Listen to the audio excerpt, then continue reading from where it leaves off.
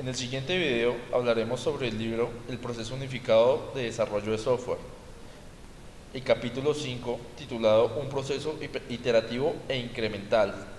Este video fue realizado por Lisette Paola Martínez Ochoa, Freddy Alejandro Murcia Espinosa, Edgar Leonardo Orejuela Morales, estudiantes de Ingeniería de Sistemas de la Universidad Distrital Francisco José de Caldas.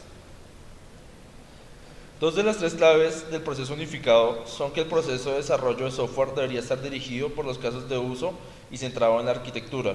Estar dirigido por los casos de uso lleva a los desarrolladores a garantizar que el sistema se ajusta a las necesidades reales del usuario. Estar centrado en la arquitectura garantiza un proceso continuo no solo para la versión en curso del producto, sino para la vida entera del mismo. Un proceso de desarrollo de software debe tener una secuencia de hitos claramente articulados para ser eficaz, que proporcionan a los directores los criterios que necesitan para autorizar el paso de una fase a la siguiente dentro del ciclo del producto. Dentro de cada fase, el proceso pasa por una serie de interacciones e incrementos que conducen a los criterios. La fase de inicio tiene unos criterios, pero el criterio esencial es la viabilidad, subdividido en la identificación y reducción de los riesgos críticos para la viabilidad del sistema. El siguiente criterio es la creación de una arquitectura candidata a partir del desarrollo de un subconjunto clave de los requisitos, pasando por el modelado de los casos de uso. La realización de una estimación inicial de coste, esfuerzo, calendario y calidad del producto con límites amplios es otro criterio. Y por último, el inicio del análisis del negocio, por el cual el proyecto parece que merece la pena económicamente, una vez más con límites amplios.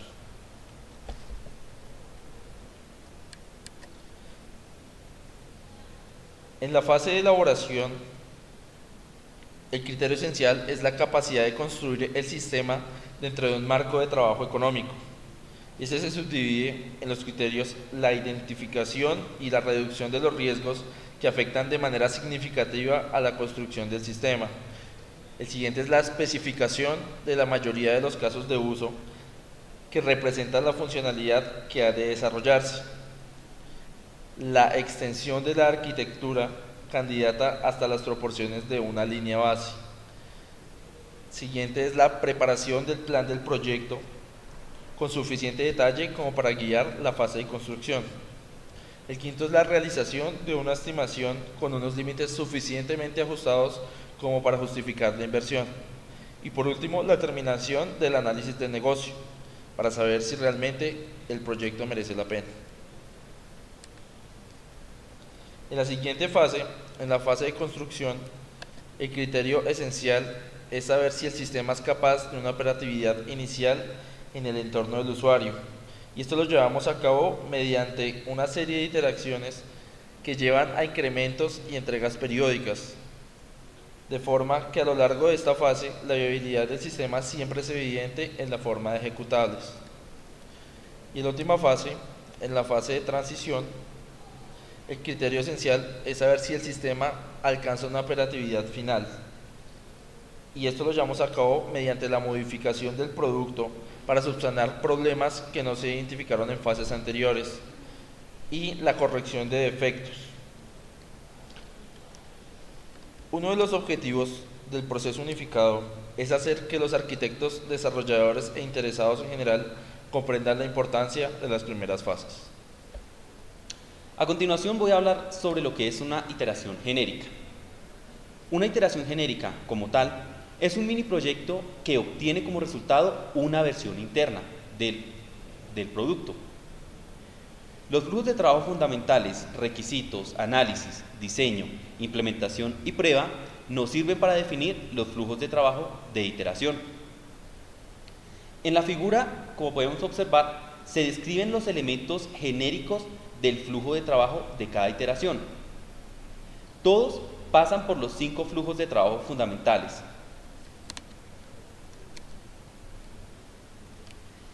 Cada flujo de iteración comienza con una actividad de planificación y termina con una de análisis. El objetivo del análisis es determinar si han aparecido nuevos requisitos o han cambiado los existentes, afectando a las iteraciones siguientes. Durante la planificación de los detalles de la siguiente iteración, el equipo examina cómo afectarán los riesgos que aún quedan al trabajo en curso. Antes de finalizar una iteración, debemos estar seguros de que no hemos estropeado ninguna parte del sistema que funcionaba en anteriores iteraciones. Para esto, se realizan las pruebas de regresión. Esta función, las pruebas de regresión, es importante en un ciclo de vida iterativo e incremental, debido a que cada iteración produce una adición significativa al incremento previo, al mismo tiempo que una actividad importante de cambios. ¿Cómo funciona la planificación de las iteraciones?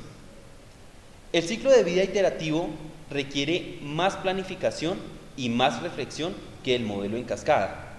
Es común caer en la idea de que el ciclo de vida iterativo es similar al modelo en cascada, pero a continuación de este video vamos a exponer las razones por las que esto es falso. El método iterativo no planifica el proyecto entero en detalle durante la fase de inicio, solo da los primeros pasos. El equipo de proyecto no intenta planificar las fases de construcción y transición hasta que se ha establecido una base de hechos durante la fase de elaboración. Es de tener en cuenta que al inicio de cada fase se realiza la planificación de dicha fase. A pesar de que en la fase de inicio se hace una planificación entera, es una planificación, digámoslo así, muy por encima, ya que dependiendo del avance en las diferentes fases del proyecto, pues se planifica cada una de las diferentes fases. El esfuerzo de planificación tiene en cuenta normalmente, primero, los resultados de las iteraciones precedentes, la selección de los casos de uso relevantes en la nueva iteración, el estado actual de los riesgos que afecta a la nueva iteración y el estado de la última versión del conjunto de modelos. Al final, termina con la preparación de la versión interna. La secuenciación de las iteraciones. En un proyecto con proceso unificado, los casos de uso establecen una meta y la arquitectura establece un patrón. Con esta meta y con este patrón, los desarrolladores planifican la secuencia que seguirán en el desarrollo del producto. Las primeras iteraciones del proyecto dan como resultado mayor conocimiento de los requisitos, los problemas, los riesgos y el dominio de la solución, mientras los siguientes dan como resultado incrementos aditivos que conforman el producto para el cliente. Como podemos observar en la imagen, las iteraciones pueden solaparse en el sentido de que una está a punto de terminar cuando otra está comenzando. El resultado de una iteración es un incremento. Un incremento es la diferencia entre la versión interna de una iteración y la versión interna de la iteración siguiente. Al final de una iteración, el conjunto de modelos que representa el sistema queda en un estado concreto llamado la línea base. Es de recordar que en esta línea base, pues va a haber un conjunto de modelos, está el conjunto de modelos de los casos de uso, los modelos de análisis, los modelos de implementación y los modelos de pruebas, entre otros. Durante la fase de elaboración, construimos la línea base de la arquitectura. Identificamos los casos de uso que tienen un impacto significativo sobre la arquitectura y los representamos como colaboraciones. Esta es la forma en que identificamos los subsistemas y las interfaces. Una vez que hemos identificado la mayoría de los subsistemas e interfaces, les damos forma, es decir, escribimos el código que los implementa. Parte de este trabajo se hace antes de obtener la línea base de la arquitectura y continúa a lo largo de todos los flujos de trabajo. Sin embargo, la mayor parte de la creación tiene lugar en las iteraciones de la fase de construcción. Visto lo anteriormente, podemos definir que un incremento es la diferencia entre dos líneas base sucesivas. Las iteraciones sobre el ciclo de vida. Cada una de las fases termina con un hito principal. Por ejemplo, la fase de inicio termina con los objetivos del ciclo de vida como hito. En la fase de elaboración, el hito es la arquitectura del ciclo de vida. En la fase de construcción, el hito es la funcionalidad operativa inicial. Y en la fase de transición, el hito es la versión del producto, como lo podemos observar en la gráfica. El objetivo de cada hito principal es garantizar que los diferentes modelos de flujo de trabajo evolucionan de manera equilibrada durante el ciclo de vida del producto.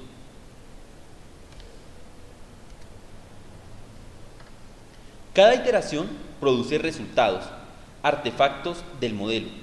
Por tanto, al final de cada iteración se tendrá un incremento en los diferentes modelos, ya sea el modelo de casos de uso, modelos de análisis, modelos de pruebas, de implementación o de desarrollo, entre otros.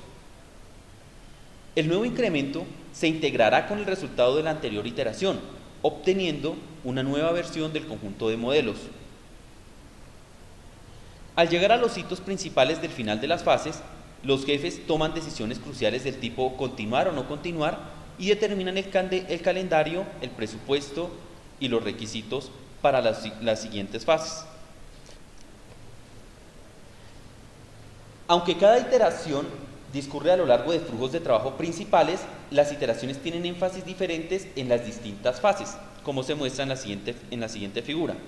Vemos, por ejemplo, que en la fase de inicio, pues hay gran cantidad en la parte de requisitos, poca en la parte de análisis y diseño e implementación. Contraria, como vemos en elaboración, en la cual encontramos una cantidad de trabajo pues en todos los flujos de trabajo fundamentales y en diferentes iteraciones. Similarmente, pues ocurre tanto en construcción, con una gran cantidad de trabajo en las fases de diseño e implementación, y al final en la parte de transición. Los modelos evolucionan con las iteraciones. El trabajo en todos los modelos continúa en todas las fases, como se indica en el gráfico que observamos a continuación. La fase de construcción finaliza con un conjunto de modelos casi completo. Sin embargo, estos modelos necesitan ajustes durante la transición a medida que se distribuye en la comunidad de usuarios. Las letras que observamos en el gráfico son: la C quiere decir el modelo de casos de uso, la A el modelo de análisis, la primera D el modelo de diseño, la segunda D el modelo de distribución, la I el modelo de implementación y la P el modelo de prueba. Como podemos observar, en las diferentes fases pues se van completando todos los modelos necesarios para el proyecto. Las iteraciones desafían a la organización. El pasar a un desarrollo iterativo e incremental desafía las prácticas de estas organizaciones. ¿Por qué? Porque requiere un cambio de actitud. El énfasis de la organización debe pasar de contar líneas de código a reducir los riesgos y a crear la línea base de la funcionalidad para la arquitectura.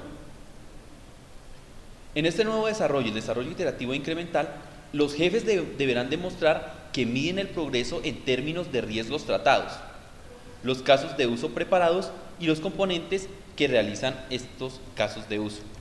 Muchas gracias por su atención.